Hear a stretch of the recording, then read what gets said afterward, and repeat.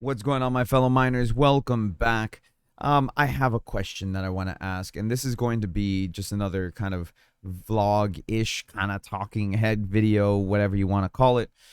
So you can put me in the background and we can have this conversation. You guys can join in the conversation down below in the comment section. I love that you guys interact with myself, with the community, with each other.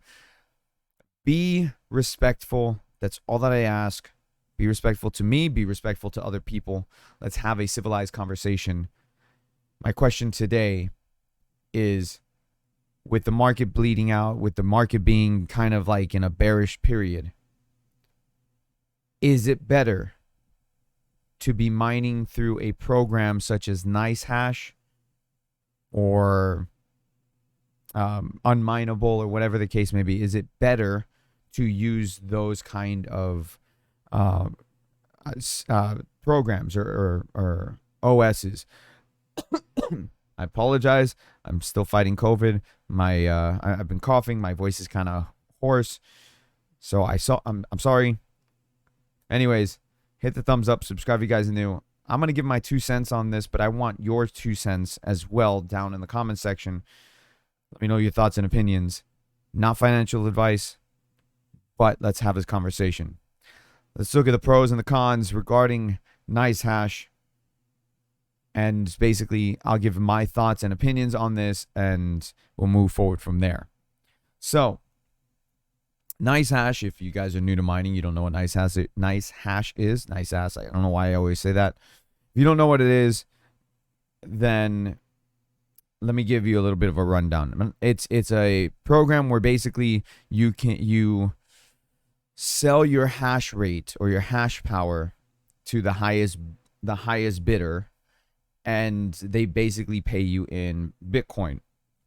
Okay, so you're mining whatever coin that you're mining through Nicehash, whether it's Ethereum, whether it's Ravencoin, Conflux, Ergo, whatever.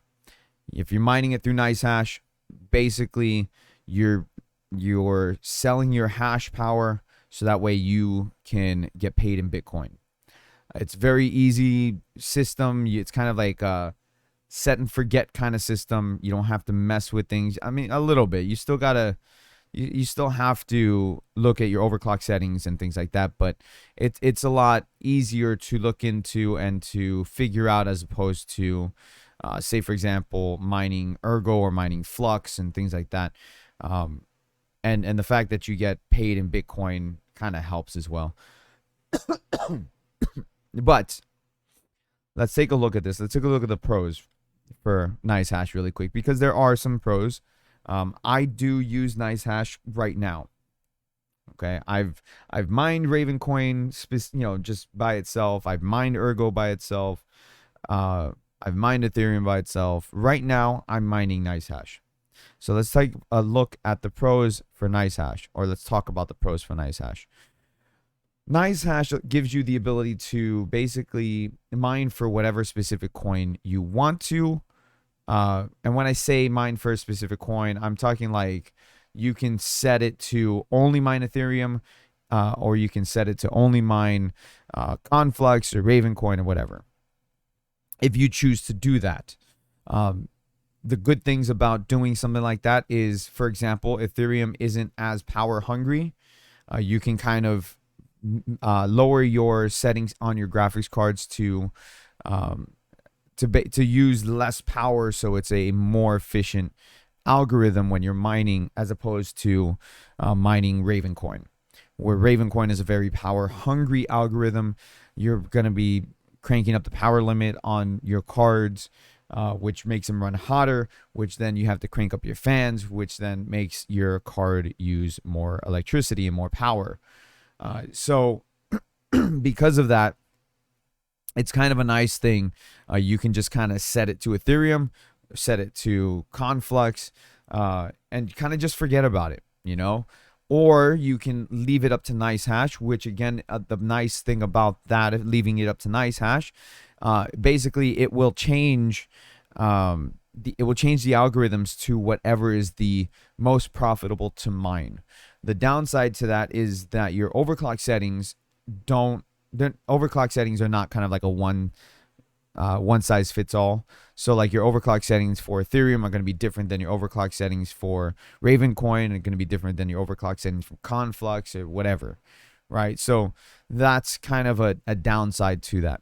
But again, you can kind of do a one setting on your overclocks and just kind of forget about it, but be aware you'll be using more power as opposed to just setting it on one algorithm such as Ethereum. But allowing it to switch between the different algorithms allows you to maximize your profits because the market is constantly fluctuating. If it's more profitable to mine Ethereum, then it's going to switch to Excavator or NB Miner or whatever algorithms you have to allow it to be at. And then whoever's paying the most for your hash rate is also going to come into effect, and it's also going to prompt a change as well. So maybe it's more profitable to mine Ethereum at the moment because Ethereum prices would be higher than Conflux, but if the bidder is paying more money for you to mine Conflux, then that's going to reflect in Nicehash, and it's going to go ahead and switch it over to mine Conflux because you're going to get paid more for that. So things like that are things that it's really nice to see because, again, it maximizes your profits when it comes to Nicehash.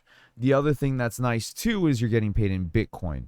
And the reason why it's kind of nice to get paid in Bitcoin as opposed to other tokens or coins such as Conflux or Ravencoin or whatever is that Bitcoin usually tends to be more stable. So, for example, when it comes to my mining, I'm always able to cash out in about 2 days time period. I say about 2 days because sometimes it's a day and a half, sometimes it's 2.5 days. So most of the time it averages out to me being able to cash out or claim or withdraw my Bitcoin every 2 days. And so the value of that Bitcoin, because it's what is it, 0.0005 Bitcoin, I think is the minimum that it allows you to withdraw. I think that's what it is. Maybe I'm missing a zero. Nope, I was right. 0.0005 BTC is where it allows you to withdraw. So at that point, that 0.0005 BTC on average for me is worth about anywhere between, again, depending on the market, anywhere between $20 to $30. And it's pretty consistent, right? Because it's not a large amount, so it's not, it's not going to fluctuate as much as some other coins or other tokens. Like, for example, let's say Algorand, right? Algorand, the price has dropped a lot, or ADA. I mean, granted, you can't mine those, but I'm just using it as an example. But if we're going to say, like, let's take a mineable coin like Ravencoin.